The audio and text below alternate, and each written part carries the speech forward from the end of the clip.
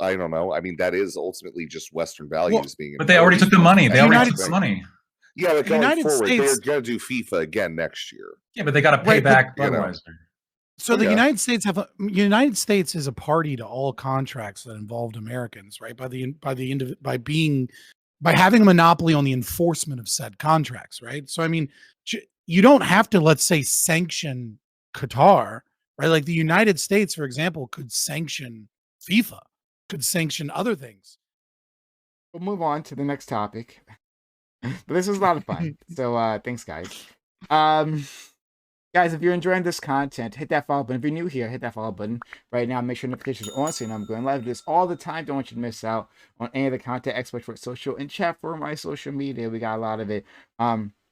Twitter, Discord, TikTok, and YouTube, where you'll find the VODs. Like, comment, and subscribe. We'd love to have you there. And consider supporting the channel.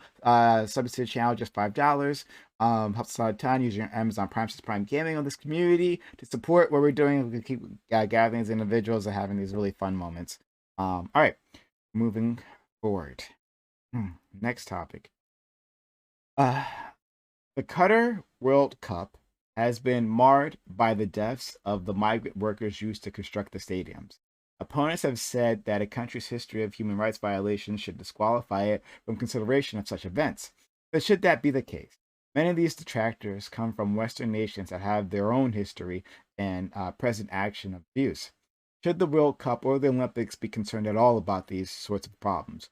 Or has Qatar breached some threshold for cruelty? So yeah, the Qataris, they killed a shit ton of people. They killed a shit ton of people. So far, they've admitted to, they had like a Qatari official just recently on camera, and he's like, oh yeah, about 400 or 500, they're not sure, for about 500 migrants died, but a separate estimate was like 6,500 at least, and that's an undercount from what they got of migrant workers who just like straight up died constructing these stadiums over over a 10-year period. So there's that. I think I read it was in the thousands. Yeah, that's what I said. 65. Yeah, 6,500. Okay. Yeah, I said that. Yeah. Okay, sorry. No problem. So yeah, so a shit ton of people were lost, and people were saying that, well, even before that happened, Qatar should have never gotten it. But like, are we throwing stones in the glass house? Did I say that right? Hopefully I said that right. Can we actually be criticizing these people? Should it matter to these organizations, the World Cup and Olympics, because they like operate like the exact same way, it seems. So yeah, we'll start with Lectwood. Yeah. So one just truth of the world is that Western countries are better. Nations founded on Enlightenment principles with a dedication, even if imperfect, to individual rights and limited government are better. And unfortunately, Qatar is not that. Whataboutisms to cruelties done by governments past could be a condemnation of those governments or to the principles that underlie those actions, but not necessarily the governments as a whole and not necessarily the nation as it is now. As it is now, the whataboutism countries, such as Russia, China, and Qatar, are bad. Qatar is an absolute monarchy, which reserves the right to kill you if you're gay. Uses slaves, and it exports petrodollars to Islamic terrorists. That's just what they do. The fact that we even acknowledge this little fiefdom as anything other than a gas station in a U.S. airbase is embarrassing for the international community as a whole, and especially embarrassing for FIFA. It's pathetic that this is even a recognized country. It's a sorry show all the way around. Maybe if Qatar became a constitutional republic, which didn't do all these bad things, then they'd be fine to join the Western nations in being actual nations, in being civilized, because right now they're not. We lack towards a shy guy, you know? He doesn't like to really give his opinion. He's a bit of a wallflower, I'd say. So, let's go, Scott. Another wallflower. Yeah, so Qatar is interesting, right? They have a population of about 3 million. And if we believe the estimates, over a 10-year period, they had 6,500 workplace fatalities. Now, in the United States, we're about 330 million. And we have about 5,000 per year. So in that time, about 50,000 deaths, workplace fatalities, which means that Qatar is working on like 10, 15 times per capita the death. Now, of course, we have OSHA. You can hate OSHA for what you want, but Western countries certainly have more workplace regulations. We're more advanced in a lot of ways. We have a lot more rights. And of course, this is going to lead to less problems. So, obviously this is bad, right? Just like Qatar is bad. It's a social welfare state off of oil money that's a brutal, Wahhabist, Salafist monarchy, right? Wahhabism, for whatever reason, for some it's an insult, for others it's just an accurate depiction of their sect of Islam. But we can say Salafism just fine without running into issues, I don't think. So that being said, I do think it's a little overblown. Qatar won the bid at $480 million, right? They won the bid for the country. It was a business opportunity for them. And I think we have this weird thing where we want to impose our values and force our values on these other countries that are bad, but it seems more like Twitterati virtue signaling than it does seeming to actually change and make the world a better place.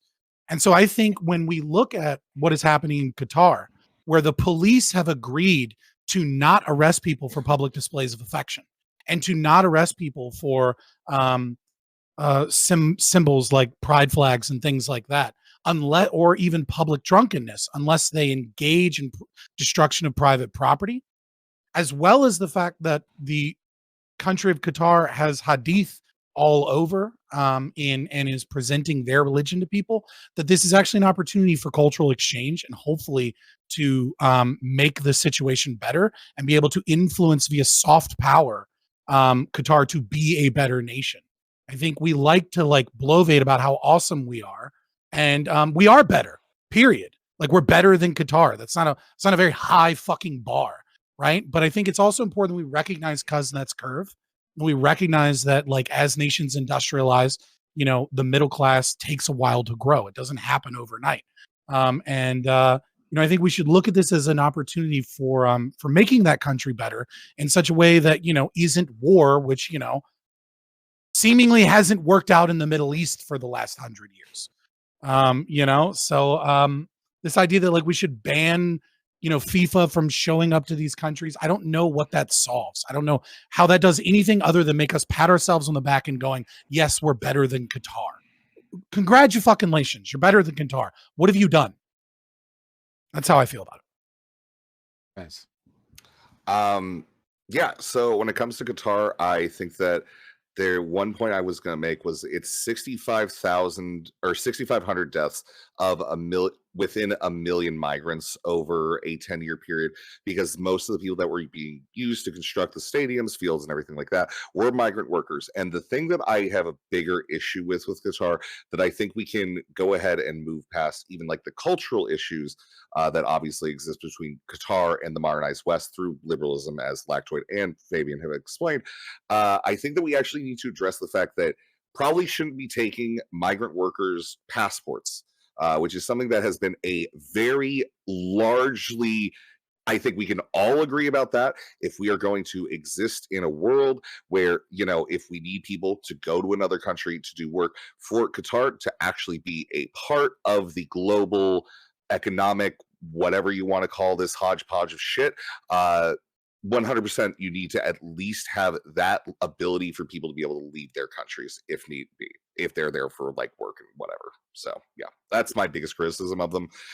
Otherwise, yeah, I'm open to a lot of the cultural trade stuff. I'm very interested in that. If someone takes your passport in another country, you're being trafficked. At that moment, you've just been trafficked. When yeah, that happened. Okay, all right, yeah. So yeah, let's go to Angel. Okay, I'm just writing this statement right now. So these are just some thoughts. FIFA has had a massive corruption history for a while. Not that I'm saying that Qatar shouldn't be held responsible. They absolutely should. But this isn't new. It's not like FIFA is some glorious, pure organization and now we've gone to this terrible evil place and it's just all fucked up. It's nothing new. it is also strange, and I guess this is potentially also something that we experience when we do things like the Olympics as well. But it's interesting, and I don't really know what to say on it yet, other than I find it an odd thing to do, like to mix, because there's like the developed world and then there's underdeveloped places or places that are still monarchies or whatever, different types of rulerships and whether they be dictatorial or not. But it's interesting when we mix amongst them and then we want to apply our current politics, even something just as little as like don't be racist or don't discriminate or whatever. Us, that's like obvious, don't discriminate for most of us, I believe. But for them, it's like they have no idea what to make of that, especially when it comes to LGBT. It's so foreign to them, including the human rights climate, that in regard to the migrant workers that have died. And what was it here? The Qatar World Cup chief said death is a natural part of life after a migrant worker died while fixing lights for a soccer training base. So they're completely insensitive to it. It's just, it's the privilege, or not even privilege, but just like, you know how like you have a powerful figure at the top, they're so desensitized, not even desensitized. They've just never come into contact with like, such poverty or whatever. And then this is just a random sort of thought that I have in connection to Al Jazeera, which is Al Jazeera seems like it's usually, I don't know if it's left wing, but it's usually pretty like what's the word, palatable to like a Western audience.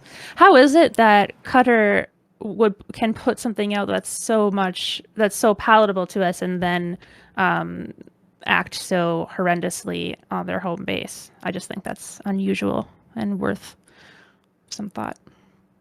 Much. Aiko.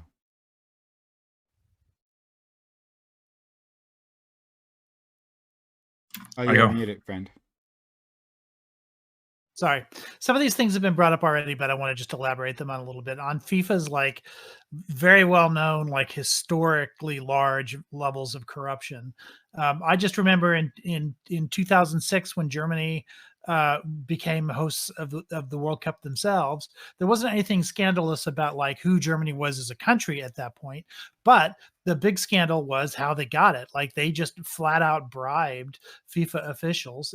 It was slated to go to a couple of countries in Africa that were going to share it. I think South Africa and maybe Nigeria, something like that. And Germany just like sort of swooped in and bribed the right people, and they got to host it. And it didn't come out till a few years later when it was too late and they couldn't reverse the decision.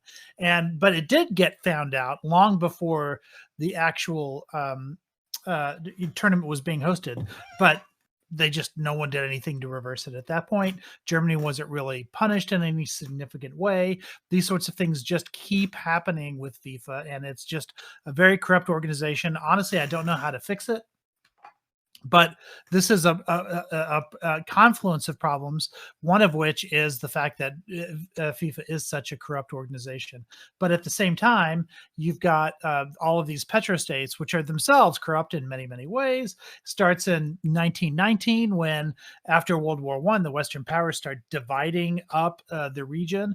And instead of dividing it in ways that Lawrence of Arabia suggested, which was along sort of natural lines and tribal lines and things like that to minimize conflict, what they did was they carved out the areas that they thought had the most oil resources at the time, and they made those independent, and then they made everything else independent states that were countries that they thought at the time didn't have many resources. And so you had this sort of artificially created division of resources, which is why you get these migrant labor situations going on, because the poor countries are now being taken advantage of by the rich countries, and it didn't have to be that way. These are not sort of natural divisions for these countries. And so now these petrostates are like more corrupt than they even otherwise would have had to have been, which I think they were destined to be corrupt anyway because of the nature of those resources. But it's even worse than it has to be, and I think that's key to this kind of discussion. Much Spartacus.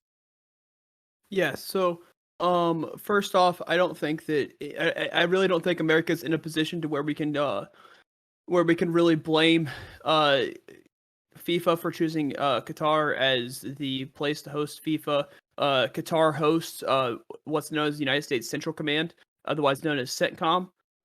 That is where the United States has the military command for countries such as Egypt, Iran, Afghanistan, Iraq, Israel, Lebanon, and the like. And so until the United States pulls out CENTCOM from Qatar, then we really have no business telling FIFA they can't go there.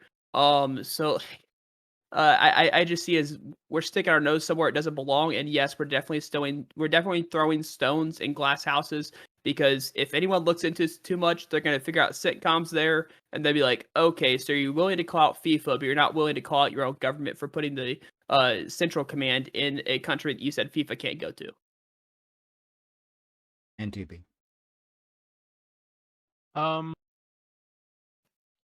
Yeah, basically what I don't know. I think that I'm kind of torn on this one, to be honest with you. See, because I do think it's wrong for them to basically be enslaving these people, right? Like, clearly. But I don't know how that changes if we don't interact with them. I think that the cultural exchange that happens when you have like Western people, Western country nations, Western businesses, even interacting with these other countries that have very, very like cultures that are like outlandish to us, right? Like Angel said earlier, like they don't interact with poverty.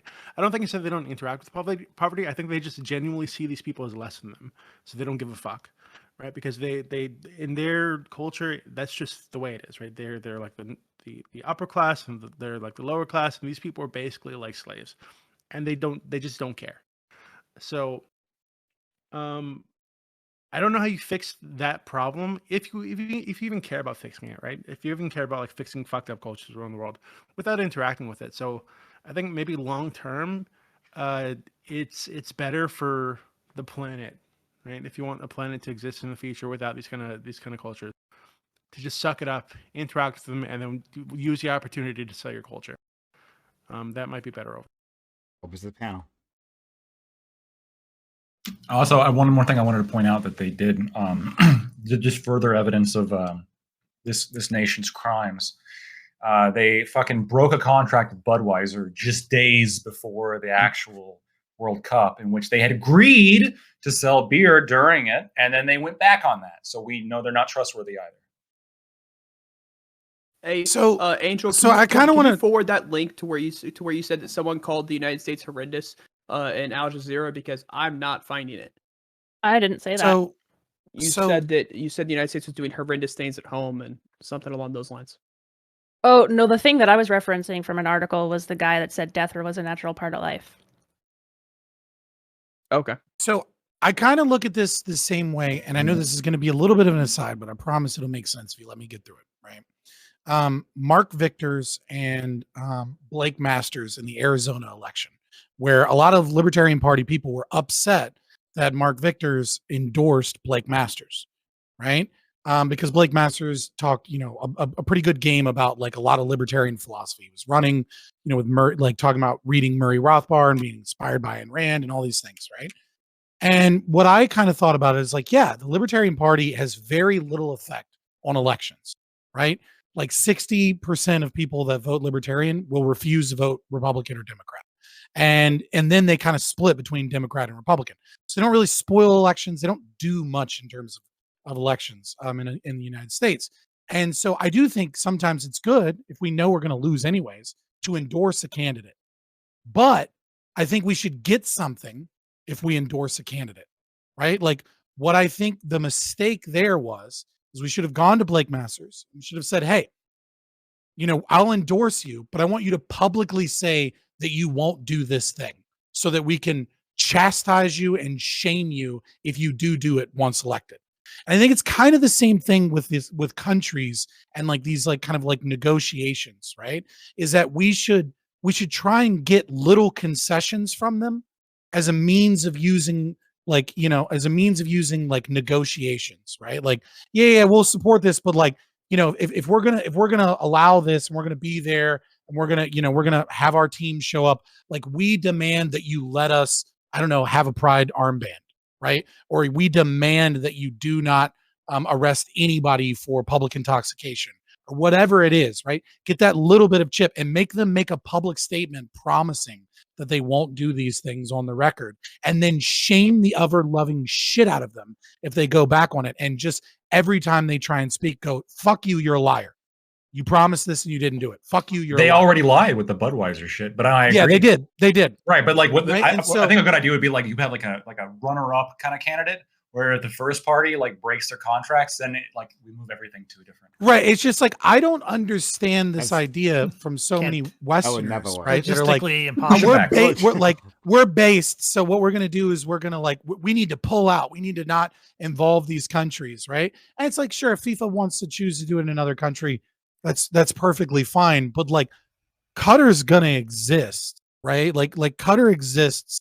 Like it doesn't disappear just because we boycott them, right? And maybe the boycott can make some changes, but like how do we actually affect change and make the world a better place for those people? We And did I this in think South that's Africa, the right? strategy. It was more than boycotted. Like they were blockaded by the surrounding Gulf countries for like a few years. And that didn't work on them. So they had like a list of demands and didn't give in to any of that. And in fact, they dropped the boycott just before the World Cup, so they can get some of that World Cup money, the travel money. So yeah, that doesn't work. Right. I mean, I think what changes cultures is cultural exchange and free trade, and I think that's why that's one of the major successes of the Trump administration, for example, was Jared Kushner realizing that all of these dumb political people that were trying to have these religious treaties were never going to fucking fix anything. That what we needed to do was open up trade, and we needed cultural exchange. And I think that was actually probably one of the few foreign policy successes that I'll always say was a good idea from the Trump administration. Yeah, which one did Trump get the UAE to trade with? Because he got the UAE to like sign a peace and trade deal with a different country. There was like seven different ones. Some of them were in the Middle East. One of them was it Serbia and Saudi Arabia, Was it- Kuwait, Bahrain, Qatar, Oman, Yeah. and Jordan. right, and like the opening up of trade, the opening up of like cultural. I think that this is kind of the way that we can hopefully influence things towards a better degree. I want to push back on you on this, right? Mhm. So that's the line that I would normally agree with everything you said there, Scott, and that we want to trade with these people, have some sort of cultural contact, that exchange of ideas. But China seems to be proving that just doesn't happen, right? Well, that's why I said I added the caveat. I added the caveat that if we're going to do that every time, we should demand that they push a little bit. Every time that we're like, look, you guys do this, you have to give us this, and you push that a little bit further. What and like, could you give us an example in the sense of China? Then, like, what would that look like?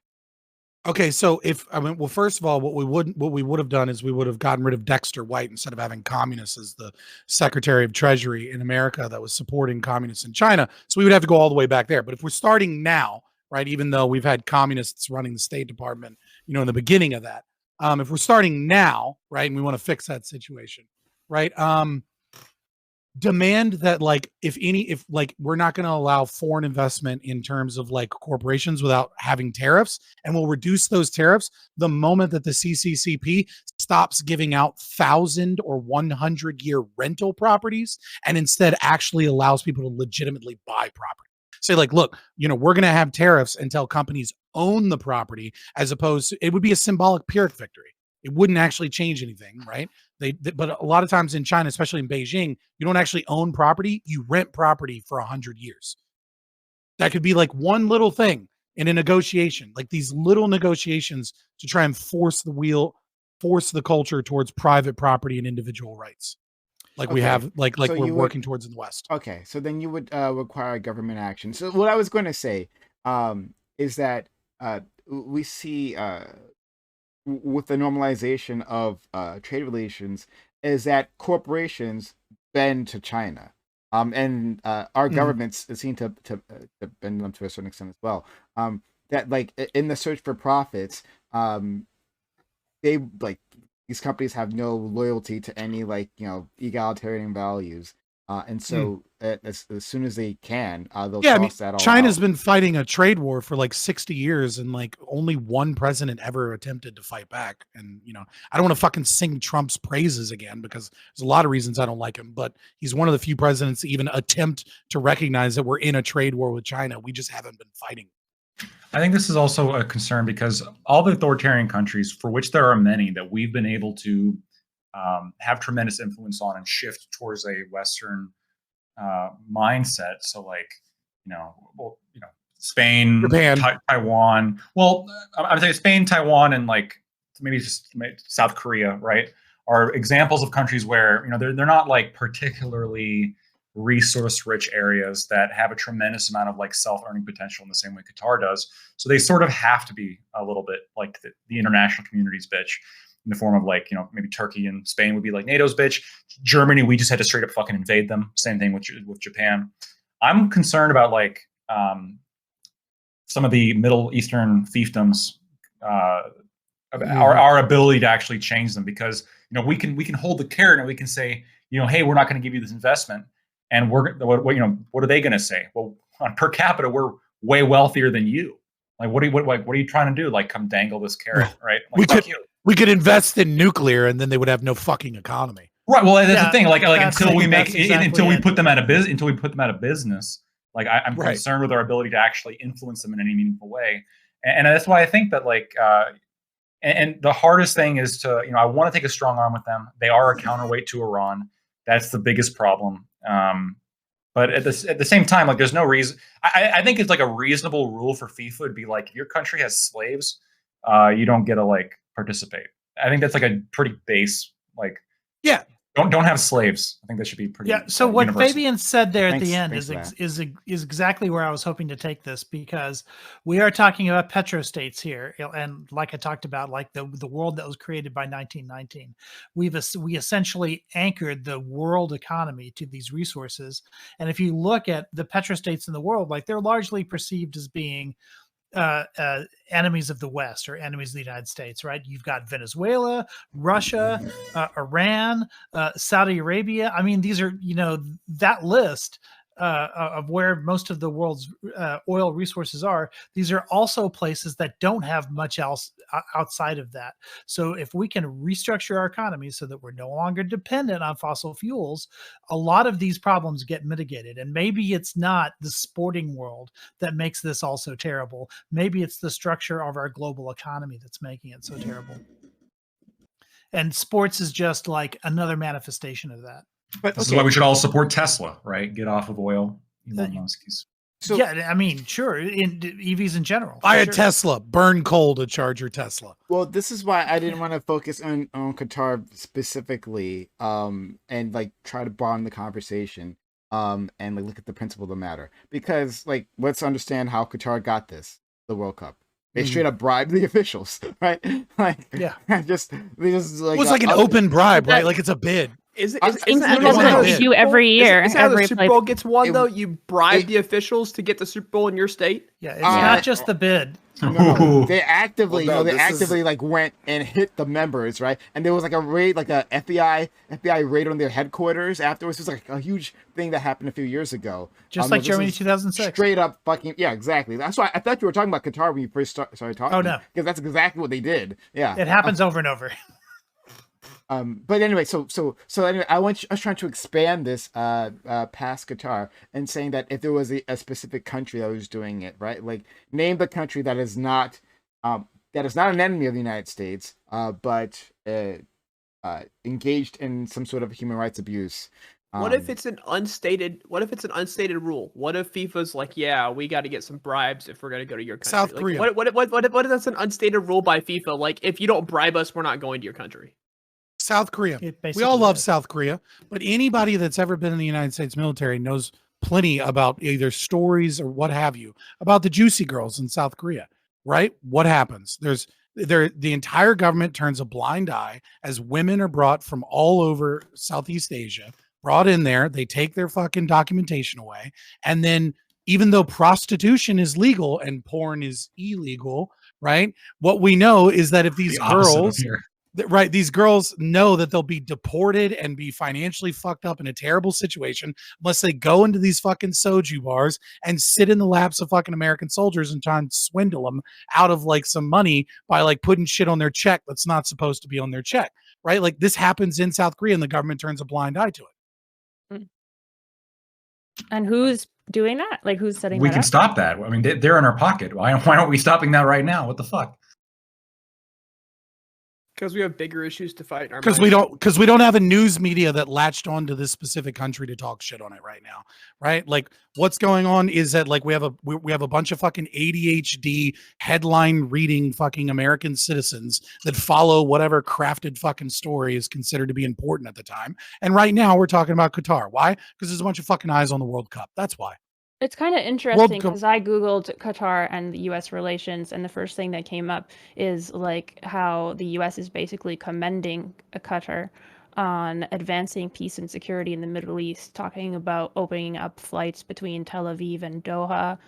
Yes, because we are strong allies with Qatar. We have, like I said, we have CENTCOM there. We have the United States Central Command inside of Qatar. They let us park our planes there. It's just more than just parking our planes. They let us direct the rest of the Middle Eastern troops that we have there from Qatar. It's pretty based. Yeah. But like at the same time, like what if it just became like the 51st state? Then we could do it from there as well. I was gonna ask you, gonna ask them. I mean, that's kind of the idea, right? We're only friends with them because like we need them. Make the rest of the world make the United States the one world government.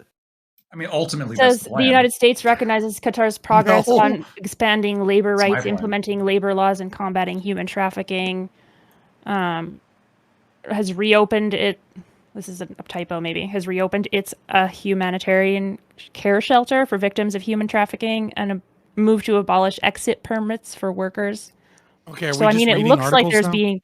No, I'm not just reading articles. Qatar's my point is that it looks like that we as in the States are, whether it's hard or soft pressure, I can't really tell, but it seems like there's a push for better human rights situation. Right. There's some like improvements, and like even in Saudi Arabia, like there are some improvements, but like when you look at the scale of these improvements, it's kind of sad. Like for example, like Saudi Arabia, they just started letting women drive. Oh, look at us! Look how great we are. Well, that was at least 5 years ago, 10 years ago now. Sure, right? But that's like the most recent, like big, like thing that they let, that they changed, right? And if that's where we're at, to be able to go to school, right? But if that's where gay marriage is still illegal in Japan, and South Korea. Actually, I was just reading an article about South Korea and their gay community. It's pretty much the same thing. But like in most like districts or whatever, it's fine. But like federal, but this is like, can you leave it's the house? weird in Japan, but like I'm pretty sure like don't women still need like permission from their male guardian to like leave the country or something along these lines? I'm pretty sure that's but okay. like this is still like just a good, right? Like so there's some amount of good that's actually happening. Like if we're saying it's pathetic, like I mean, women being able to have any amount of rights in countries that often view them as property or something like that is immediately giving them character or personality. That is a huge step. I think that's even like behind like the Iranian protests that we've been looking at is a lot of that, self-determination starting to creep into a lot of Middle Eastern countries, through, again, efforts of soft power as well as just in general, that kind of overflowing from country to country. Yeah, I mean, you have to look at fundamentalist Islam and see how much further they have to go from like Christianity. Yeah. I mean, it's an absolute monarchy. Like, it's an absolute monarchy. Yeah. These people are ruled by like the government. We had how many fucking hundreds of years? You know what I mean? Like, I'm just saying, like it's a theocracy. I think most of Western these governments can be considered theocracies. Qatar is monarchies. Qatar is just a straight up absolute monarchy. Same with Saudi Arabia. It's like on like a linear, like a family basis. Things I don't know. Iran is a theocracy. Qatar is weird though because it's so resource rich that it's like a welfare state, right? Like most of the individuals within Qatar are like living reasonably well lives because of the fact that they're basically bought off to not have issues with the form of governance that they have. The citizens. Because the citizens. Yes, not the migrant workers. Which are a minority, by the way. There's only about 313,000 citizens. Yeah, there's compared to like over like almost 2 million immigrant work. Like it's like nothing. It's crazy. It's crazy. But yeah, a thing on that Saudi Arabia example is that they let women drive right after there was like these protests, like these women who started like breaking the law, and to Scott's point, like that made international news. These women who would like start driving, so they allow the women to start driving, right? They give them that ability, but those And then women, traffic accidents went up 3 times. funny. But those women that did the protest, they arrested them and tortured them. One of them, I think she's still in there, right? Like getting the regular beatings of either threatened with rape or actual rape, probably actual rape. Just like I think actual like cattle prods or something like that. Like it's terrible what they put that woman through. So yeah, progress, whatever. Right, but you're dealing with a culture whose religion dictates law, right? Like there's not a lot of law dictated from Christianity other than like the acceptance of the king, like render unto Caesar what is Caesar, render unto God what is God's, right? And meanwhile, when you're looking at like fundamentalist revolutions of Islam, right, like going back to the kind of the Sunnah and the Quran, and then whatever fucking imam choosing whatever hadith supports their own personal power. Like you're dealing with a religion that specifically states that a woman is not to be trusted in court, and that her word is worth half of that of a man, and that she needs another woman to corroborate her story because we know that like women can't be trusted, right? Like I think it's so 1/4. I'm pretty sure it's 1/2, but like other hadith might like interpret the number differently. But like you see what I'm saying? Like they have a lot There's laws in they have a lot Christianity, further to go. though, right? Okay. There is laws in Christianity. So like you're talking about how like Islam has laws. I would say they have a lot more laws and a lot stricter laws. But there's That's what I still said. laws that come from Christianity, though. It's not just give to Caesar what is Caesar's. Yeah, it's two. There's a Yeah, lot I'm talking- more yeah, in the I Bible that we didn't- use to utilize in Western culture as law. Yeah, but that's not against what I'm saying, right? Like I recognize that there are like things that have a foundation in Christianity, obviously, right? What I'm saying is that like, Christianity, for example, doesn't have any rules on like how we treat the goy, or like how like the people of the book versus like our people, right? Like it's a very different religion in that regard. I'm wondering what are we actually talking about here? Are we more trying to focus on the World Cup, or are we trying to focus on like Middle Eastern relations? I just want to know where to. Yeah, so analyze. I wanted to expand it, Anything. and maybe focus on like the idea of these super national events, right? Being the Olympics, being the World Cup, and well, one, should they operate in the way they operate, right? And is the way they're operating wrong? And then I guess we can expand this question again to say, should there be a response from our respective nations, right? From the U.S., from Canada, if they do something corrupt, and this was straight up corruption, what happened with Qatari, right? Should there be a response in that, like, well, we're not going to show up to these games? And again, it doesn't. We don't have to focus on the just example of Qatari, but just like Looking at principle of the matter. looking at FIFA though, looking at the Olympics, like this is like the Super Bowl worldwide. Pretty much every country. This is every country's Super Bowl besides the United States, because we told everybody else to go fuck themselves and create our own little Super Bowl. So it's like asking Americans not to care about Super Bowl. Even if people who don't watch the NFL still watch the Super Bowl. So I think you're asking too much for what's actually going to be delivered. Asking people to not go to FIFA games, asking people to like stop enjoying soccer, stop watching soccer. It's not going to happen. You're asking for the impossible. I didn't say that. So we can impose penalties that aren't that, right? Like, Yeah. we don't have to like cancel the whole thing. We can say like, okay, like we're gonna like issue you like after this, we're gonna issue you fines for breaking your contract with Budweiser. We can't have you like just like taking the money and then running on like the main sponsor for your event 2 days before it happens. We can't have that going forward. Like it's gonna be very difficult now for like future sponsors, like in these kind of countries. I'm not gonna fucking put up money for that shit. Like make that the rule. Also, no slaves. Like going forward. That's that part. But like the second most important thing here, the no slaves thing, right? If you Budweiser, slaves, most important. Yeah. We issue you fines for that or some shit. Like, and then like afterwards we say, okay, you have these fines. pay these fines, and then you can re-enter FIFA, right? This is what I you know. did wrong. And then Are we you speaking we from telegraph the that. perspective of FIFA, or who are when you say we? Yeah, Who I'm do you not mean? sure. Yeah. So like, I mean, FIFA. I don't. What I want FIFA to do, and can the U.S. like make FIFA do this? Maybe. I mean, with the contract thing, I would make like if I could have the U.S. force FIFA to try to enforce that, I would. Yeah, I mean, like obviously the United States. Lactoid, 1 second, Lactoid. Are you really obligated to have a sponsor like who says that they sell beer?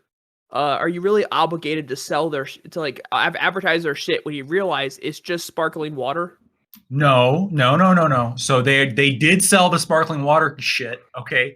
And that was the only thing they could sell because 2 days before they were going to sell the real shit. But then Qatar was like, no, without any like warning, they just pulled the fucking agreement. And then immediately afterwards, Budweiser. I was making fun of Bud Light, by the way. Oh no, I know it. Well, yeah. Oh, like the actual beer. Well, it's Budweiser, so it's sparkling water. It's the same thing. Yeah, it's That's different. funny. No, Bud Light Lime, by the way, is really good. I don't know how. I mean, but the power that comes from there is going to come from like individual companies to begin with, right? Like it's not like something that's unilaterally nation by nation. It's the companies themselves that are going to make those demands that they're like, oh yeah, you have to sell our products or they won't support FIFA going forward, which is, I don't know. I mean, that is ultimately just Western values being. But they already took the money. They already took the money. Yeah, but going United forward, States- they're going to do FIFA again next year. Yeah, but they got to pay Right, but- back you know. Budweiser. So the Yeah. United States is a party to all contracts that involved Americans, right? By having a monopoly on the enforcement of said contracts, right? So I mean, you don't have to, let's say, sanction Qatar, right? Like the United States, for example, could sanction FIFA, could sanction other things. They could say, look, you know, we're like in terms of our taxes and the people on our team and like what we're going to do in our merchandise that you want to sell, any FIFA merchandise you want to sell in the United States, we sanction you until you meet these demands. Now, if you go too far, you're going to turn the entire international community of fucking, you know, football gangs against us, right? But if you're very careful about it, right, as someone that is as the United States is holding in trust the responsibility as the arbiter of these contracts in regards to the individual rights of American citizens, right? Because so long as they maintain the power of a monopoly on the enforcement of those contracts, and that has not been given back to the people in voluntary exchange, then they hold that in trust. And so they could conceivably make demands on behalf of those American citizens in the contracts that are involved and the tourists that are involved and make small demands. And they could do it against FIFA. They don't have to do it against Qatar. Okay, so I don't think any of you will find it surprised that I don't give a shit about Budweiser. I don't give a shit about them being fucked over. I thought it was pretty hilarious that it happened. Only care about the slaves. Prime only like, Prime only drinks gin. Okay, Oh. it's just gin. That's it. Exactly. No beer. So I wanted to focus on the slaves. It's the weakness of mine. And like okay, so China. And I forget the actual timeline here, so someone could like yell at me in the comments about like how I'm getting this wrong, right? But China hosted the Olympics. But China has also like detained its Muslim minority group, right? Engaged in cultural genocide there. China has also detained the Falun Gong. They're commies, socialists. We get it. Okay, that's fine. They're Falun Gong participants and like stolen their organs, right? Yeah. Like they've done that. So like should that have a response like on the sports level? Like should we have said you do not deserve these Olympics? Like the international community comes together and puts pressure on the Olympic Committee and say, fuck off, like this can't happen here, or we're not participating at the very least, if not like shutting the Olympic Committee down, saying that we are withdrawing our teams because China is the international pariah. I think it should. But the only time I've really seen anything to this extent of what you're talking about was Nazi Germany. That's really the only time you've seen anything to that extent. And even then, like they hosted it prior. So like, to which extent are you referring? The Olympics? Do you mean the Uyghur thing or the Falun Gong thing, or which part? Talk about Nazi Germany. No, I'm asking what you're comparing Nazi Germany to. The Uyghurs, Okay. I'm saying the only time there's ever the been concentration something- camps. I'm saying the only time there's ever been something like that that's been sports wise has been Nazi Germany to that extent. Okay. Yeah, and in fact, I'll even say that like with Qatar, I do somewhat buy the argument that like they're small enough that we could like maybe kind of like influence them and bully them and kind of like make them, you know, see the light of and the error We of their can't ways. bully at some them as point. long as we're buying as long as we're buying our oil there. As I long as agree. sitcom there, there's It's no bullying happening. So it's more difficult because of those things. But at the same time, I think that we can influence them to a greater degree than we can China. Like I said before, like I think China's like at this point, like investing in them isn't like bringing them closer to us. We're just merely like paying for the bullets that they're going to use against us one day. And I mean, we should do no business with China at this point at all. Like we should try to divest as much as possible, move over to like better countries that aren't totalitarian hellholes. I mean, we can already see it with like Nike. Nike's starting to use Nike's now. It's Vietnamese. It's now Korean. Good. They're not doing that for human rights reasons, right? They're doing it not. because it's difficult. They're But not it's doing good. it for human rights Yeah. reasons, but it's better for America that they're not interacting with China. They're interacting with the Vietnamese and Fair Koreans. enough. The market knows yeah, all. I mean, yeah, I mean, China, TV. I think is a special case because it is overwhelmingly authoritarian and has done horrible things to such a degree where I think you could probably like it's a little bit more imperative that you divest from those situations.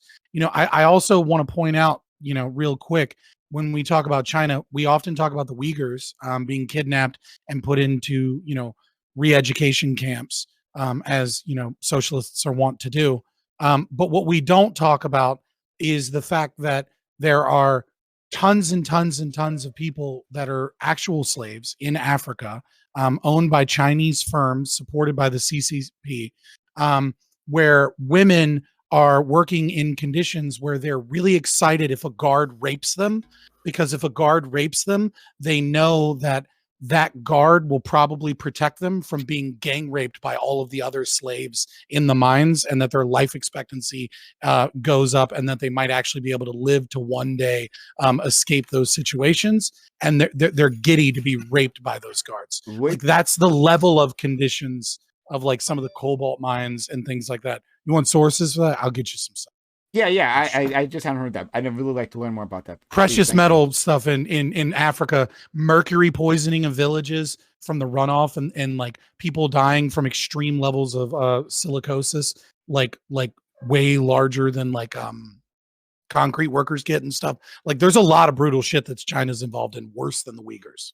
Oh, thank you so much. Seriously, I really want to hear about that. If you could provide me that source. Doobie, you raised your hand, and I was going to call on you any which way. But if you have something to say it first. No, I was just gonna ask, like, if you guys would be opposed to the U.S. government like imposing some kind of like penalties on companies that do business with Qatar, Saudi Arabia, China. Again, we would have to post sanctions on ourselves. We have CENTCOM there. Yeah, I We understand. buy oil from there consistently. Like, if you look too far into Qatar, you'll figure out the United States does a lot of shit there. Yeah, I understand. So I understand. What I'm asking you is, if we decide as a country that another nation is doing something terrible, right? Whether it's like China with the Uyghurs or Qatar or Saudi Arabia for whatever the fuck. Would you be opposed to the U.S. government saying, "Hey, we've designated this country specifically as a bad country where bad things are happening. So if you do business with that country, we are going to find the fuck out of your business. We're going to shut your business down." Not for China. For China, I'd be in favor of that rule. It would have to be pretty bad. It seems to me that like there's I a feel like- prioritization that needs to happen. You need to, because obviously, like if you start looking for flaws in every country, like not, you know, everyone's going to make the cut. Like everyone's going to have to be like under that rule. So what you have to do is you have to find a number, like a certain percentage of the world, like we can afford to do that with, and prioritize the worst actors. And to a degree, we do that now. Like Iran is definitely on the list. The the world sanctions Iran, and Russia's on that list currently because of what's happening now. There's only so many more. I shouldn't say number of countries so much as like points of GDP or whatever that we can do that to before you get a civil war of the world. Well, at some point it won't but work, yeah. right? Because you need to get a tipping point's worth of the world, like on side against whoever these actors are. And so whether Qatar makes that cut or not, I don't know, because there's a lot of really bad actors in the world, and a lot of them have a tremendous amount of power. And so with regards to doing this with Qatar, you're talking about adding a lot of points of GDP relative to whatever civil rights gains you might be getting from it. And so sadly, that's the realpolitik that goes into those calculations. So you don't actually need to sanction anything. All you need to do, right, is advocate, whether it be slow, whether it be fast, I don't give a fuck, right? All you need to advocate for is removal of literally every protection that America affords any company, any individual, or any contract that deals in such a way where it is non-voluntary and not respecting of private property. So anything that has slavery, anything like we can yell about wages, we can yell about what country you do business with, anything like that, right? So when Apple, for example, part of their products are using, conflict resources, we simply say, look, you're using conflict resources, you can do that, whatever. We're not going to sanction you. We're not going to tax you. We're just going to remove literally every international protection you have. And the America, as far as we considered, the moment you step out of this border, you're just a person. We don't give a fuck about you. And just remove all of those protections. You only gain those protections if you're using. You're talking about like if they don't respect private property, then we do this. Like we already have private property forfeiture through eminent domain. No, the United States does this all the time. They use eminent domain to get private property. It's not irrelevant because the United States itself doesn't respect private property in that way. I don't give a fuck about hypocrisy. I'm against the state. I'm a libertarian, right? Like I'm talking about how do we push the needle in the correct direction, right? I'm not going to sit here and fucking back the blue. Like it's irrelevant because I'm against both of those things. China's also just different in terms of the threat they pose, right? Like funding them we're setting ourselves up. We gotta stop doing it. Yeah, and there's a big difference between these petrostates, like I talked about before, and China. In that, yes, like when we get off of fossil fuels, which will happen, like those threats will go away, but China will remain as a threat. So, absolutely believe that prioritizing them makes sense. Yeah. And and Trump got a lot of shit for it, but I mean, another kind of like along Doobie's lines, like tariffs on Chinese goods is one way to do this, right? You raise the price for getting shit from China, and everywhere else starts becoming a lot more attractive for putting your money. There's a reason why U.S. firms aren't doing business in Russia right now. Won't that really hurt our consumption of manufactured goods? Well, no, I don't think we should. I don't think we should add further aggression, right? Like we should just remove protections. Like don't tariff things, just remove protections. The problem with tariffs, right, is that it hurts everybody. Yeah.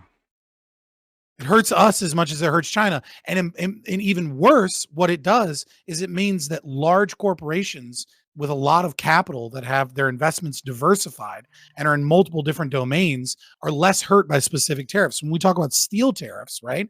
Like you have these giant companies like Amazon, right? A steel tariff hurts them a little bit, but they can absorb the cost and because they're diversified, the economy balances out. They do okay. Yeah. But like a small construction company that depends primarily upon, let's say, steel for whatever it is that they're doing, collapses under this. Right. And I don't. But here's the issue. Like I would rather remove protections for American companies doing those things. Okay, that's one way to do it, right?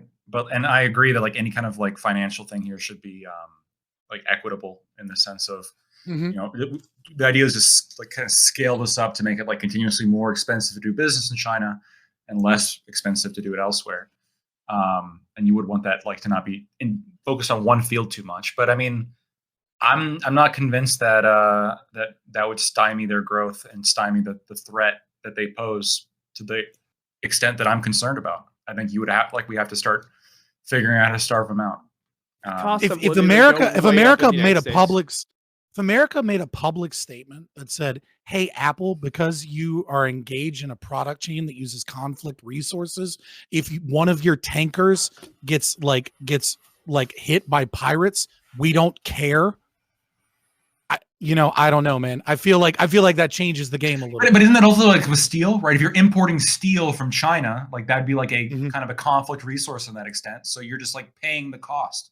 You're paying the cost that comes with supporting that industry, supporting China.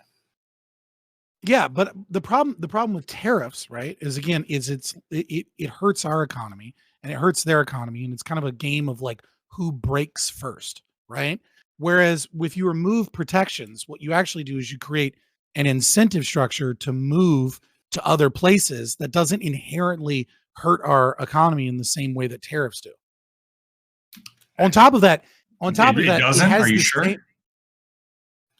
I mean, it depends on how captured the market is, but in a certain thing, right? So like when it comes to like conflict resources, we're gonna no matter what we do, we're gonna have to bite a bullet for a while because we use so many electronic goods, and China has close to a monopoly on many of those resources. But I mean, like there are companies that are fighting, back against that. Like Motorola, for example, has really upped their business in trying to find cobalt in Colorado. Look right? how Motorola's doing. All of a sudden, right? But if the situation is changed, right? Where we're no longer protecting companies that are doing investment in one area, but we're still continuing to protect that. All of a sudden, it changes the balance a little bit. How much is that influenced by the Defense Production Act being invoked this year? Wait, what? The defense it's been invoked. It's been invoked a couple times. It's been invoked for the baby formula. It's been invoked for vaccines. Like it's been invoked what specific action you talk about? Yeah, what are you talking about? Being invoked? He invoked the Defense Production Act this year for the production of lithium and cobalt within the United States, and then also separate from that, the Inflation Reduction Act also said that you can't get the EV subsidies unless more than 50% of your mineral resources that go into the cars and the batteries for the cars come from within the United States. Both of those were oriented towards. I mean, I'm a libertarian. Obviously, I'm going to be against subsidies and and things like that. Like, I don't feel like that's the way to do I assumed you're now, against it. I just wanted to know if you thought like that influenced their Motorola's decision to do that. Motorola's been working on this for like a decade. Are you against tariffs like on a strict principle? Now they might have bought some fucking politicians to make that happen. I don't fucking know. Sure, you know what I mean? Like maybe so. That might be why they did it. Who fucking knows? So finish up this tariff talk. Yeah, I just want to ask Spanish to everyone else. Are you against tariffs like on a principle basis? Because tariffs are an act of aggression. Sure, maybe to like a lesser extent in some ways. But like removing protections, we could do that with Qatar, right? Okay, but like here's my question, right? Ultimately, I'm going to do but what about Hitler, right? This is what I'm going to give you a what about Hitler question. 1940, we find out that they're starting the Holocaust or whatever the fuck. Should we can we tariff or straight up ban the trade with them, or do we have to just remove protections and hope that does it? I don't have a crystal ball. I don't know what removing protections would do in that situation. Right. I'm against things upon principle. I'm not a fucking consequentialist that makes moral predictions based off of whether or not I can predict the future. So for all I know, that course of action might have stopped World War II from happening. I don't fucking know. Okay. I don't do wrong things because I think they'll lead to better outcome. That's why I asked. Is the tariff thing like a principle thing? So, yeah, it's a principle because it's an act of aggression. Okay. I look at 2014 tariffs against Russia. It overwhelmingly, disproportionately hurt Ukraine. It hurt Ukraine's economy way more than it hurt the Russian. Aren't the sanctions on Russia helping? Is it hurting Russia? I said 2014. Right now though, all this tariffs and sanctions and bans on goods being imported and all that shit on Russia. It hurt. It in 2000. It hurt them both. but the country that was more affected negatively was Ukraine. So Russia- I'm seeing right now, gotta, though. I gotta expand this conversation because not everyone can jump in on the tariffs discussion. Look at Rez, and he's dying a little bit in his eyes every time you mention it. He agrees with me on China, by the way. I can see it in his eyes. Okay. I'm gonna be honest. I am way out of my depth on a lot of that. So next time. Yeah. All you have to do is say it with confidence and go, China, China. Okay, they're ripping us off. I looked at some of these numbers and I said, wow, steel is really expensive. Okay. China. But can I ask, just before you get off tariffs real quick, just one quick question. Fabian, as I understand this whole aggression thing, it's aggression if you're moving first. But if you're reacting to aggression, then it's not aggression, right? It's just self-defense. So if somebody shoots you, that's aggression. But if you shoot them back, that's not aggression. Right. So, but you have to follow the gentleness principle when dealing with an aggressor, right? Like you have to use minimal force necessary to end the aggression. So, like, for example, trespassing is a form of aggression, right? But if an old lady with dementia is on the sidewalk and accidentally wanders into my yard, like I can't just like pull out my piece and start blasting at a bitch for trespassing, right? Like I have to use minimal force necessary, right, in order to stop the aggression. So if a otherwise, country is using kind of becoming an aggressor. So if a country is using tariffs against us, it's not rational to use tariffs back. I think it is rational to use tariffs back, but I mean, but then it becomes an analysis of like what will work to stop the problem. Okay. Okay. So now I forgot what I was going to ask, but I'm going to try to fill it out here. But it's fine. You guys were saying interesting. Doobie, you still there?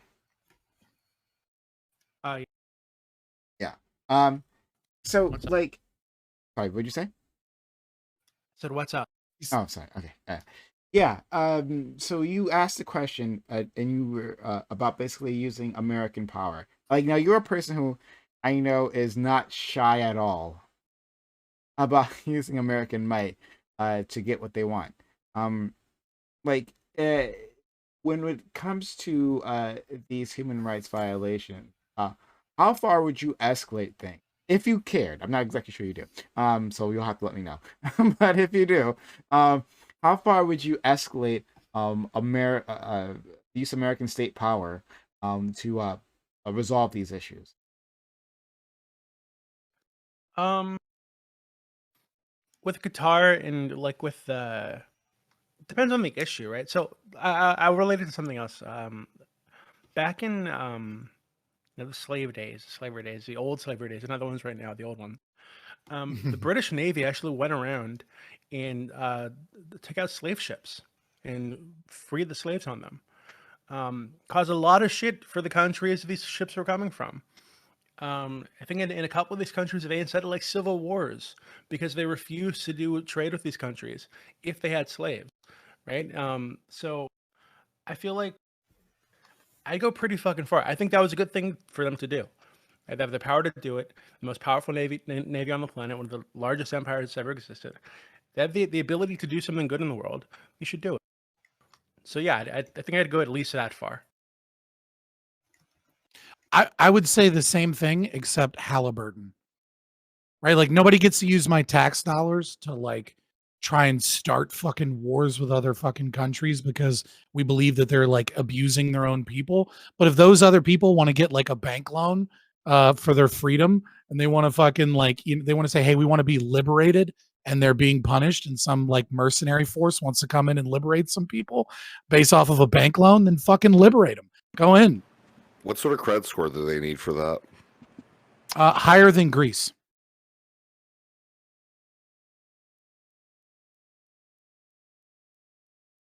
Nobody's got anyone for that one? All right. I'm just saying. Sorry. Prime, what do you dealing... Prime? Yeah. Oh god. I am just dealing with stuff. It's yeah. Last time this dealing with happened too, chat. the fact that I have a leg or a knee showing means I'm sexualizing myself. He's and dealing with chat. We might Yeah. be dealing with some people from Middle Eastern countries who can't see that. Right. This Got it. motherfucker's name is like a play on like God hates F slurs, Oh, yeah. and then he called me an HOR.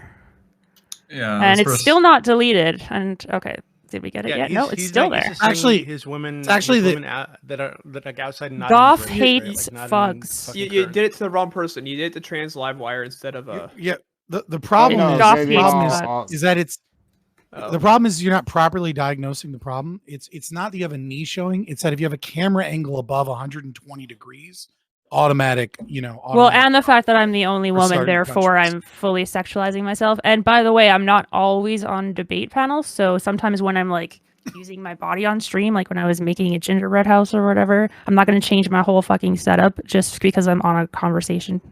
Sorry, I didn't even know this was something you were It's a talking about, knee. Angel. What are we in Sorry. 1810? The fuck? I'm sexualizing Mm. myself, and then I'm gonna cry. I'm gonna cry later that men are sexualizing me. Yeah, That's you're- the whole. We're You're, practicing. you're not in a Now. pilgrim outfit. Fuck. We're practicing good Qatari customs right now. Right, you got it. He still isn't banned. We have a Sorry, I don't know Qatar. what you guys are talking about. Sorry, I don't know what the fuck you guys are talking GOF about. hates FUGs. Okay. Thank you. That's the Hates username. FUGs. I don't know. Okay. GOF hates FUGs is the username. Okay. I will reply to his comment. Okay. All right. Don't you guys So, have mods? I was no, gonna we say. don't. No, we don't actually. So, Really? we don't. Nice. But any which way, yeah. So, thank you for that. All right, we're good. So Doobie, getting back to it. Yeah. You were talking about British slave ships. No. The British Navy taking out slave ships. Oh yeah, actually, sorry, the Middle other Eastern way. slave Yeah, ships. sorry. Yeah, releasing. usually. Yeah. mhm. Yeah. Barbary Wars and all that. So yeah, you're saying that you want the U.S. to be using that level of aggression? Do you think that would be a good idea? Yeah.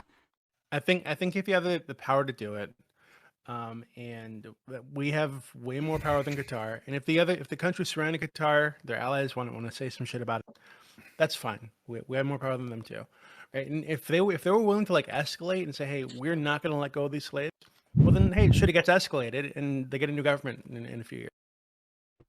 Yeah, the problem is that the power that you have, that quote unquote we have, is the stolen resources from me. And so, Yes. I don't appreciate the stolen resources from me going to like fight other people's wars while you continuously steal more of my resources. If you got all this extra cash laying around, then stop stealing so much Well, no. goddamn cash from me. No, but here, one of the ideas here is like when you buy the good, like you're, like if you do you agree that like giving weapons to communists should probably not be allowed, right? And when you buy goods from like these countries, you're giving them the resources they need to build weapons against us. So like you're What do you mean doing by giving weapons to communists? If I drop $20 on the street and China picks it up when I'm in China, I'm giving weapons to communists. Like yes, doing yes, because I lost unironically. a $20 bill. Well, I mean, yeah, I mean, you're Do unintentional. I need to go under no pretext in this fucking chat? Like, I don't care. Like, what do you mean giving weapons to communists? Like, be more specific. Our dealings with China are putting them in a position to threaten us with weapons. Okay. Again, what you're saying is just cut off all business because it empowers them in some regard. Over time, yeah. Yeah, I don't think that's a very good analysis of what's right or wrong. Can we Yeah, still no, this talk? is a consequentialist Like thing, right? you know, like right, like I don't like I have plenty of fucking problems with the Chinese state. I fucking hate communists, right? But also I don't want a bunch of Chinese people to starve. Like, you know what I mean? Like what I'm worried about is what is aggression, right? And how do we limit aggression, not engage in more aggression against other business partners and like, like you see what I'm saying? Like you actually need to think about what is morally right here and try and move that needle towards what is ethically justifiable, not just become this post-libertarian that says, well, China is a communist nation, so what we'll do is we'll sacrifice our principles in the means of defeating China. It's a slippery that's a bad road to start going down. Before you know it, you start having a few fascists running. Look, no, your look, fucking state. and this is like a difference, right? Fundamentally, I think I am like okay with consequentialism, especially here. And ultimately, I'm probably just a consequentialist, right? I think it's nice to be able to like say, well, I did the right thing, but I would hate it if I live in a world dominated by China where I'm under their rule and I can just look, oh, at least I did the right thing. Like the right thing is not letting them take over the world. That's the right thing. Can And we it's still talk consequentialist. about Qatar, or are we Yeah. over that? Okay, because I'm just wondering. This might be like a dumb question, or I am ignorant and uninformed, but like, I tried to link it back. oh, I'm muted. No. Oh, I'm No, not. I can hear you. Oh, okay. No. Never mind. Where was I here? Qatar. Oh yeah. So if we're talking about something like the World Cup, and we're trying to like bring them or put pressure on them to get a little bit more modern, whether it's like the slave stuff or the LGBT stuff or whatever. I'm wondering how can we effectively put pressure on them without, like, because I don't know what their relations are to the rest of the countries that surround them. So if we apply pressure on them, like, is there not going to be some blowback that comes from whatever the existing like ecosystem is over there? Like, do you know what I'm trying to get at? Am I making sense? Yeah, I think what somebody said earlier that like all the countries surrounding were blockading them for years or something before this. I don't know who said that. That was me. But like, yeah. So I mean, if that's the case, I think the blowback would probably be negligent because they're already most of the people around them hate them, at least from like the lens you're looking at it, Angel. Okay. So the but problem then, is that there's. sorry, I'll just finish. I just want to add this on real quick. Is like, because they are more similar culturally to those other Middle Eastern countries, are they not, than they are to us?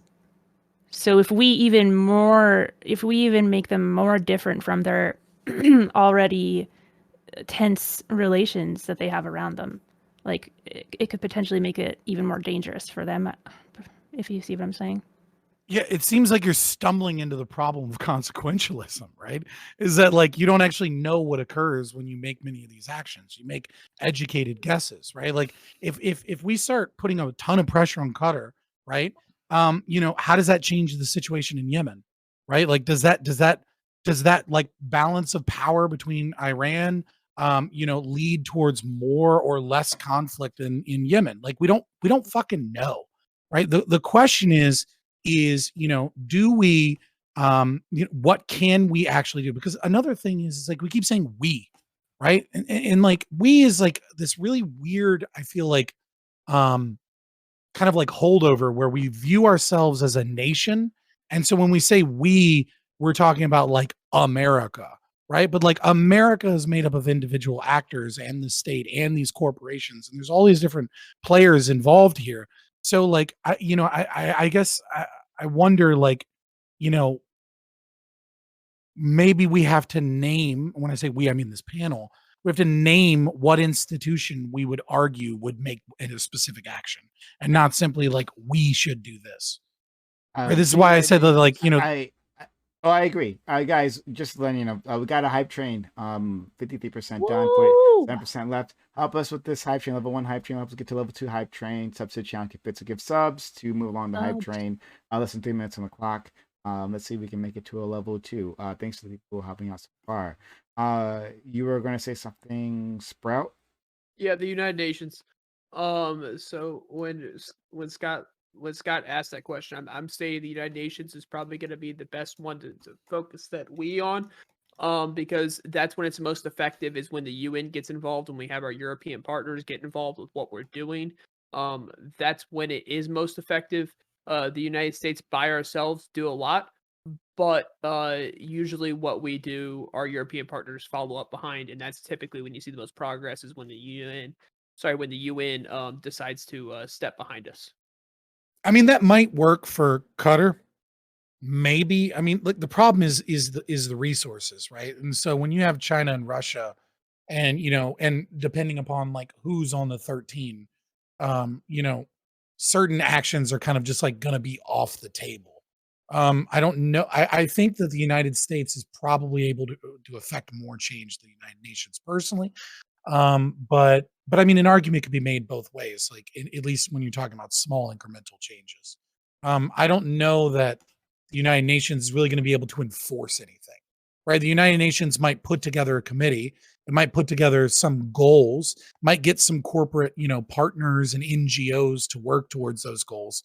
I think the only like hard power situation though, right, is going to have to be done from like the State Department or something in terms of like certain concerns that they have for protections for American citizens. And I think that's probably where I would focus is going to the State Department and saying, look, we're going to FIFA, we're going to Qatar, or whatever other country that we're pissed off about in 2 fucking years or 6 months from whatever other sporting event, right? And we say, like, look, the State Department is going to demand certain concessions in terms of protecting its American citizens. And I don't know, I think that could be a positive thing, right? Is essentially opening up tourism during these sporting events and basically demanding that these countries treat them similarly to the way that they're treated in Western nations. Because I think you have a lot of people in these countries, we forget that we're not just dealing with nations, we're dealing with individual actions. If you look at it from a systems theory perspective, right?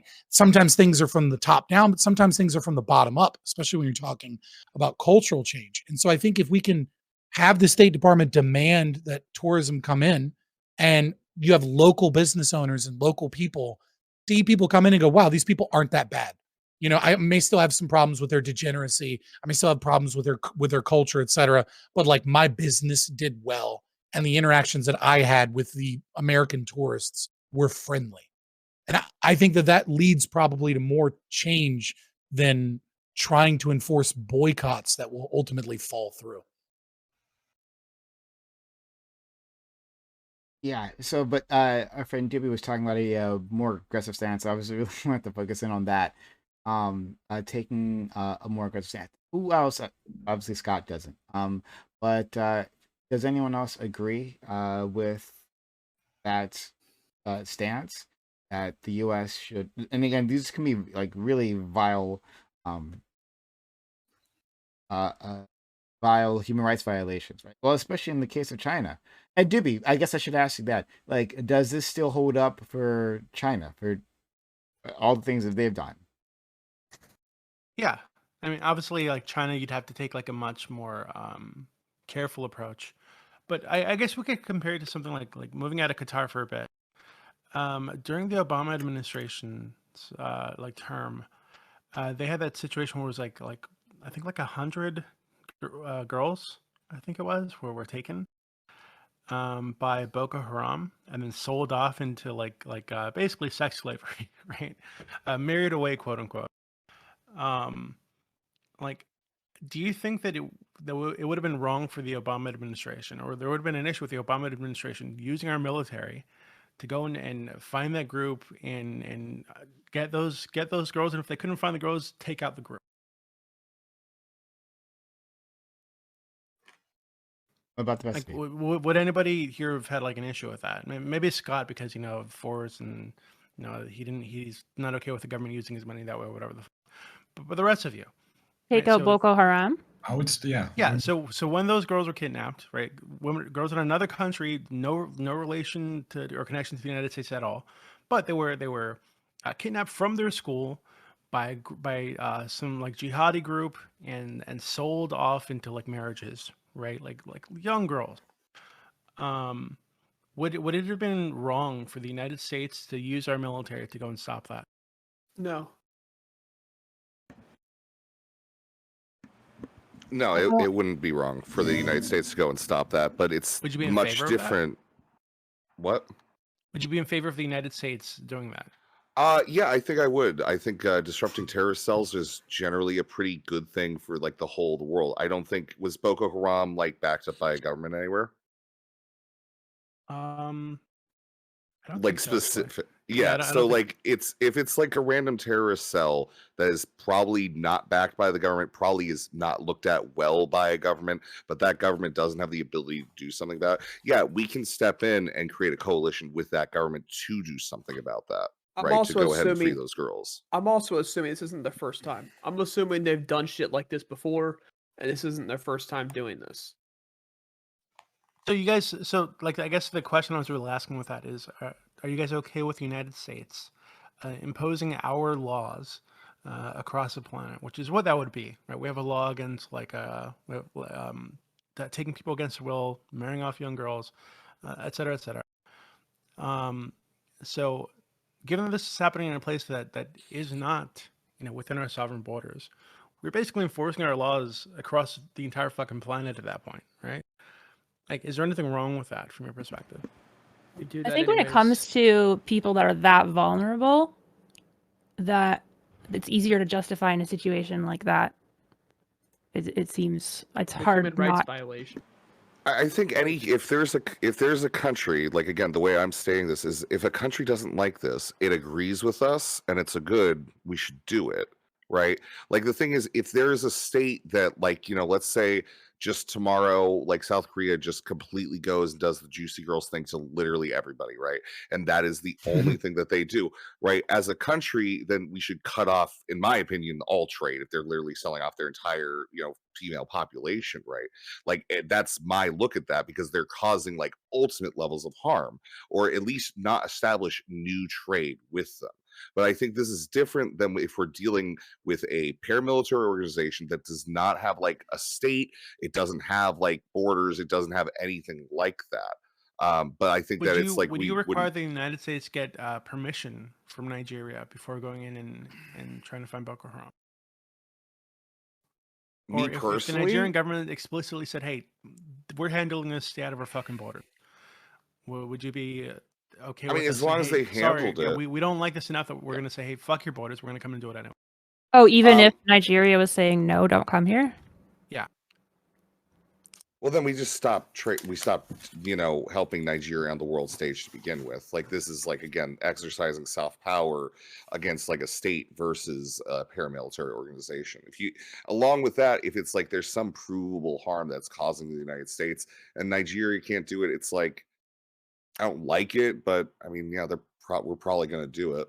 It's what It we looks do. like Well, we. I don't even think that's a fine line. I don't think that's a hard question to answer. I think yes in the first scenario, because we've been asked to go in.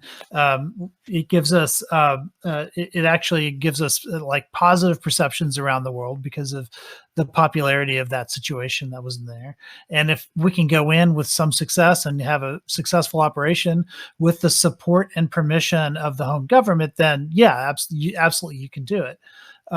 But these are sovereign countries, and our entire international rules-based order relies upon the notion that borders are sovereign and that you need that kind of permission to go in, unless there's an extreme element of national self-interest, like when we crossed into Pakistan to get bin Laden, for instance, because you could make a claim of self-interest there, like national self-interest. I don't think you could make that claim with regards to Boko Haram. So without permission, no, I don't think we could go in. Well, I guess it became self-interest when it looks like in 2015 when Boko Haram pledged allegiance to ISIS or ISIL. That's when the U.S. ramped up their support. But yeah, I guess it was just then that they decided to. Yeah, fuck, but again, fuck like- nations' borders. They're all fucking illegitimate anyways. The only borders that matter are private borders. And if these individuals want to fucking secure the help of some company that chooses to save them based off of donations, volunteer, charity work, or a loan, like, let them go in and fucking kill the fuck out of Boko Haram. But the idea that we're going to start policing the entire world based off of, like, my money and my interactions, right? We're going to be the world police. Like, where does that end? Well, I'll tell you where it ends. It ends in one of two places. Either one, we become the world police for everyone until our economy collapses, or we become the world police for everyone. And to stop the economy from collapsing, we utilize that power and extort resources from these people. And then we become an empire. Or two, we don't actually become world police for everyone. What we do is we work in conjunction with corporations and business interests to decide who, when, and where we want to be world police when it comes to certain friends or certain situations. And that's where we're at right now. And I think that it's completely unjustified.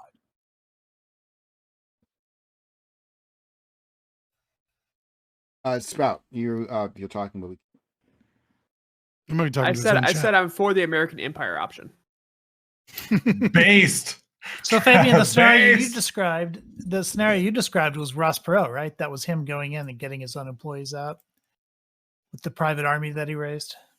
Man, look, I know I kind of remember that, but you got to remember I was like 2 years old when Ross Perot was running for president. Yeah, sure. Like, And this was you know what before I mean? that. Like, This was before yeah, that. but I I'm was saying when he in was the 80s. running for president, like, Yeah. you know what I mean? Like, I was 2. Yeah. All right. But yeah, like, I have no problem with the private military force. And I don't give a fuck about nation states' borders if, like, individuals that are victims are asking for help and soliciting that help from an aggressor. Like, I understand the reality, which is that, like, a company might not want to engage in that because they incur the wrath of that nation state. And that's an unfortunate reality of the world. But, like, at the end of the day, like, you know, I just I don't think that that actually is something to factor in other than just, you know, whether or not someone chooses to engage in that behavior. So it doesn't change the morality of it. Like this idea that a country's, well, we have our national borders. It's like, okay, you drew lines on a map and said this is ours, and then you maintain it through theft and oppression. Cool. Fuck you. so People are dying. So, Prime, what do you think about that? Right. So, the United States using its military to deal with Boko Haram, or even, I mean, I'm sure we can imagine a scenario in which these like Qatari migrants or immigrants, well, I guess they're not from Qatar. Immigrants in Qatar are put onto some like yacht, right? Some billionaire yacht, and they're basically slaves. That yacht goes out into the ocean somewhere. And would you be opposed to the United States coming in, boarding the yacht, and saying, "Hey, we're going to take all these slaves away from you. Fuck you. Fuck your stupid yacht. We're gonna seize the yacht even, right? We're gonna say, hey, you've done something that we think is immoral, so we're gonna impose our laws upon you." Like, what would be your like opposition to that? I guarantee we do the same way with special forces. We just don't hear about it. No, I'm talking about like doing it publicly, openly, not in secret. Yeah. Like taking a firm sense that, hey, if you have slaves and you're on the fucking ocean, if we catch you, we're taking the fucking boat. So this, go ahead. well, this is the thing that I've wrestled with a lot, right? Like when I first started Twitch, like I made a splash, like talking about American interventionism, and like, you know, it was the context of, you know, like going into, you know, Iraq or Afghanistan, and people like try to, you know, post hoc rationalize those things. I want the U.S., if there is something wrong and we have the ability to do something about it, to take an action. What that action actually is up for debate. But on the thing that you're talking about, so in that specific example, I'd say yes, do that. When it comes to like invading the territory of, sorry, what country was that again in Boko Haram? Nigeria. Nigeria, thank you so much. Nigeria. Yeah. When it comes to doing that, I don't think Nigeria would have wanted us to invade, and so that changes the calculation, right? Like even if I don't.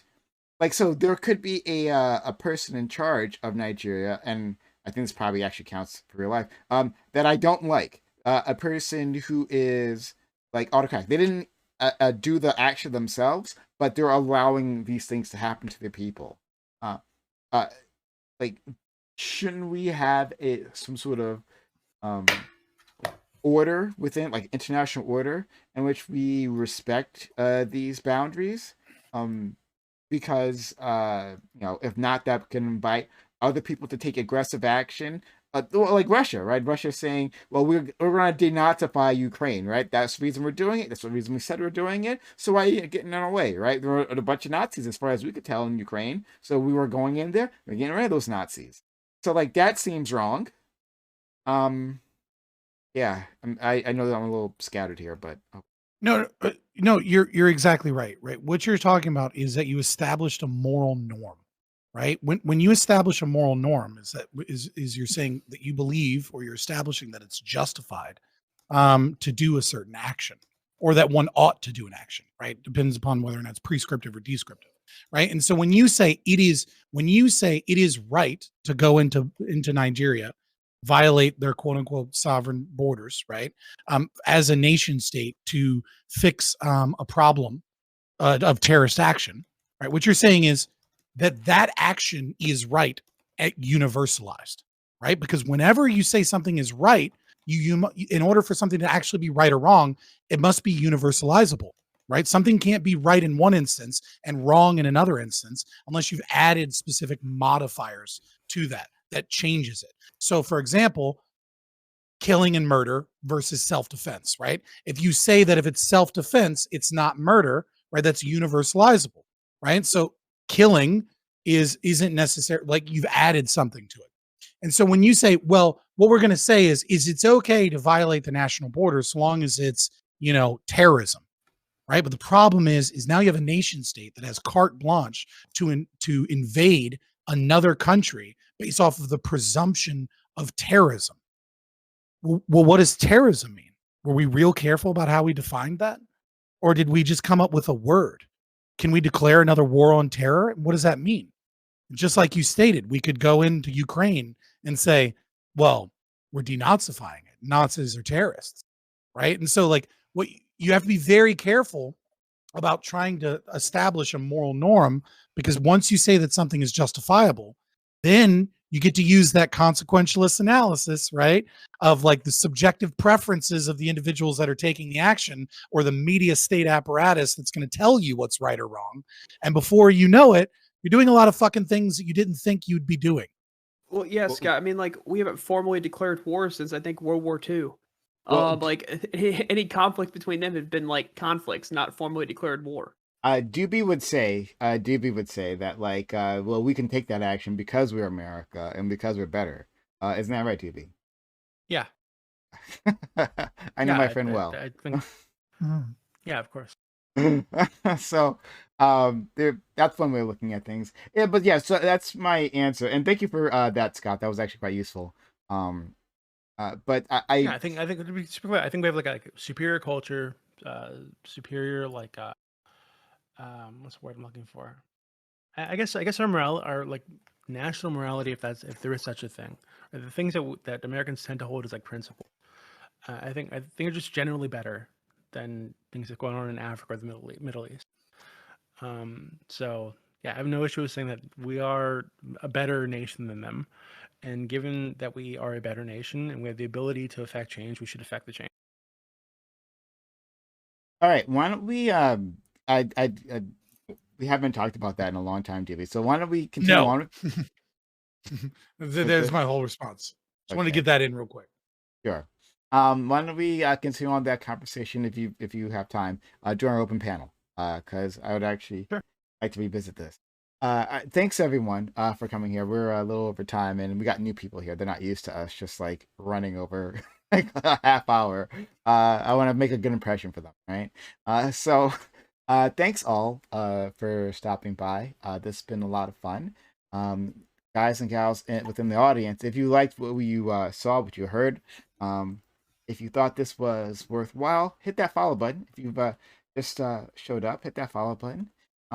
Or how about the channel, like Zerg Daddy just, oh my god, I don't, fuck, Zerg is terrible. But thank you still. You've made up for your bad choice in race by using your Prime Gaming here on the channel. Thank you so much. It's a huge help. Much appreciated. Support the channel, subs to the channel, get bits to give subs. It's how I power this. This doesn't happen without that support.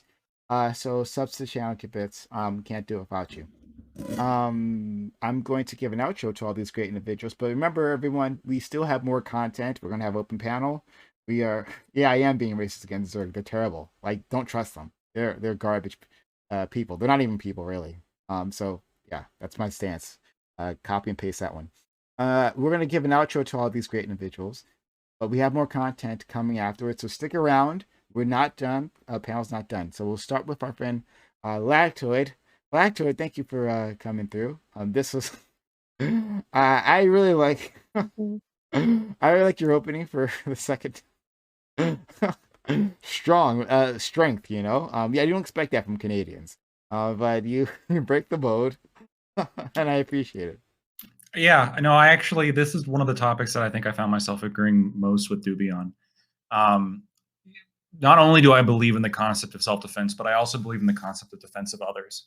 And I don't think that people lose like value just because they happen to be. I'm not saying somebody here thinks this, but like one of my principles is that I don't think that people lose value regardless of where they are on the planet. And so if we can intervene and stop a crime from happening, it's a good thing to do so. As long as we can stop that crime from happening without having worse things, happen down the road. Blowback's a real thing that needs to be considered. But I mean, there's examples of where, by intervening and exerting influence, sometimes military influence, we've been able to accomplish great things, right? South Korea, Taiwan, Kosovo, right? Countries that wouldn't exist, right? South Korea would be a communist hellhole unless we got involved militarily, right? And thank God for those people who we spared that outcome. If you like what I had to say, you can find me at Anti-Communism United on Discord, Twitch, and YouTube, or Anti-Com United on Twitter. Thanks. Much. And like I really love what you said there at the end. Interesting. Yeah. And if you'd like to stop by or anyone else, like we'd love to hear more about that. Scott, thank you as well for coming through. Like I think I think this is one of your better performances because I happen to agree with some of the things that you said. Of course. Histrionics. All right. Yeah, I'm Scott from Fabian Liberty. You can catch us Fabian Liberty pretty much everywhere.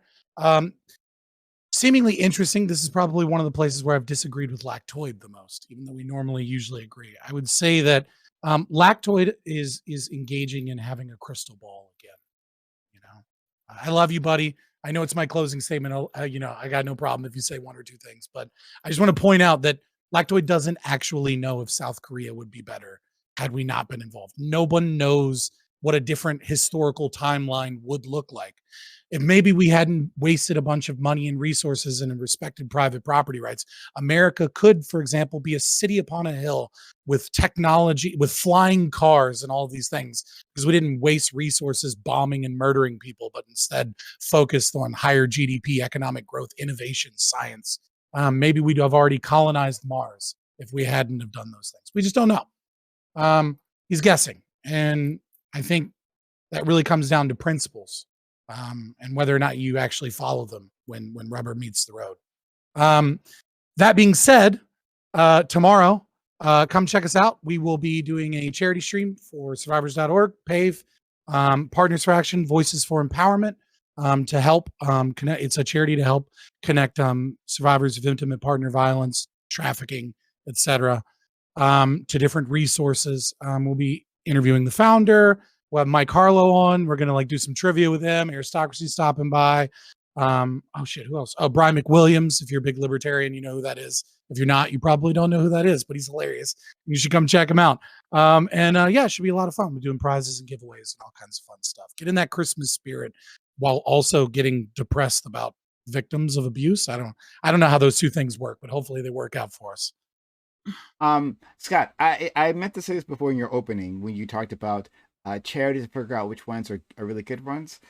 There is a meta charity, I don't know, that does this research. And I forget exactly what it was. I saw on Legal Eagle they did a sponsorship for them on that YouTube channel. If I can figure it out, I'll let you know. But they apparently have. I usually use. I giving it away a little bit because I'm going to do this, in greater detail tomorrow. But I usually use if I'm really going to think about a charity deeply. I usually use Cause IQ, charitynavigator.org, and then I get their 990 forms. Right.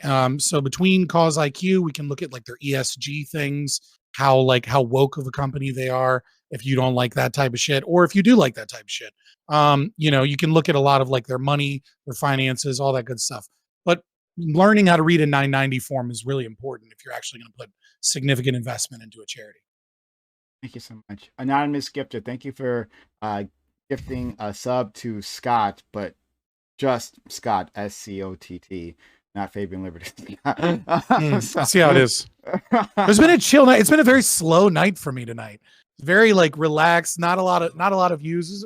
Very weird vibe tonight. And everybody on this panel was chill too. Yeah, the fuck is happening in the universe? I need some know. astrology people to tell me what's going on. I need someone to be like, well, actually, see Pisces. It's in its Post-full moon. retrograde. Yeah, Like, it was you know a what I mean? full Like, moon in Gemini. Yeah, it's Yeah, also, see, that's it's what I also need. the post like full eclipse of the full moon. Twitch.tv/Reverie. It was really great to be here. America's based, Bogaram not based, and Bold stance. yeah, that's it. So yeah, really hard takes. Also, Brittany Griner being released was one of the coolest things that's happened in a while. So enjoy your lives. I'll talk to you all soon. Bye. Raz, before you leave, What's up? thanks for coming through. I do really appreciate you Yeah. coming. We didn't really plan it ahead, but thanks Yeah. for coming. I hope to have you here again. Yeah, 100%. Yeah, you give me topics ahead of time. I'm learning how to argue things, so I take a lot of time to do that because I have a stutter and it sucks. So let's go. I've never noticed your stutter, Rezzy. I prepare a lot. It's Aw. really fucking bad. Holy shit. Oh No, wow. I'm joking. He Ah. noticed nothing. Let's go to our friend Spartacus. Spartacus, thank you so much for coming through and chatting. Hey, yeah, not a problem. I always enjoy coming through. I always enjoy having these Monday night debates. But it was a good discussion. And one, stop going to Russia.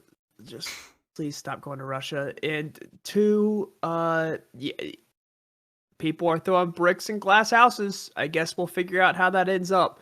But yeah, it was really fun. It was good talking to all y'all. It was good to hear some valid points brought up on opposite sides. Gave a little bit of a basically mind exercise to try and work with it. But yeah, I do appreciate it and look forward to the next one, Prem. Thank you. Angel, this was your first time here. I hope this didn't scare you. This wasn't for a lot of our first timers. Things get super aggressive super fast. It didn't happen this time, I don't think. So hopefully that means you'll be back in the future. Yeah, that was fun. Definitely can do it again. I think the most aggression that I've gotten from the stream so far has been the last couple times the people getting mad about my knee. So enjoy the knee, guys. This is like fucking the 19th century, and like yeah, like I know, their skirts are too or short. maybe they're actually they think it's indecency. Whoa, what is Doobie's cam? Is that pubes? Doobie, what are you doing? Yeah. He's doing Mr. Girl impression. Let him go. Okay, stop stealing my focus, Doobie. Twitch.tv/angel_dreams with a Z and then another underscore. Remember it. Good work on the underscore. If you forget the underscore, it gets fucked up and you won't find me and people raid out and then they don't get to me. So don't do that. Good work on the underscores. The people love underscores. They've always said it, right? Everyone's always said they love typing underscores into computers. Yeah, Thanks so that's much true. for that. But next we have, and thank you so much, Aiko. Thank you for coming through and adding an interesting historical dimension into the topic like they usually do, right? Sure. They're talking about Ross Perot from some ancient times that no one knows about. So thank you. Well, people keep bringing up these hypotheticals, and these hypotheticals have already happened like multiple times. So I like to point out there that they're not really hypotheticals.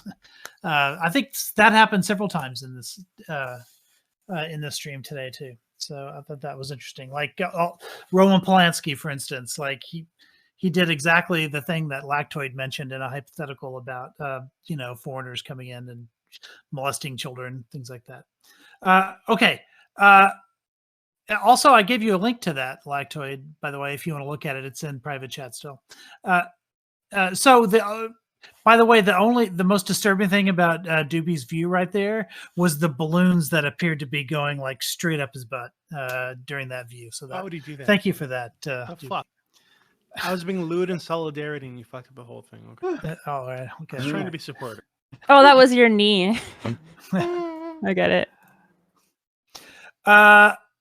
Yeah, so I'd say the most important thing to consider is with regards to historical context to all this, because I don't think I can add to the main argument too much compared to what everyone else is saying. But I still think in academic debate we have something called the easy out, which is when you give a judge a very easy reason to vote for you as opposed to your opponent. And I think the easy out when it comes to something like Qatar is to give us the solution to all problems with petrostates, which is to just get off fossil fuel, do clean energy, like what Fabian said, like invest in nuclear greatly, but also, anything that's going to get us off.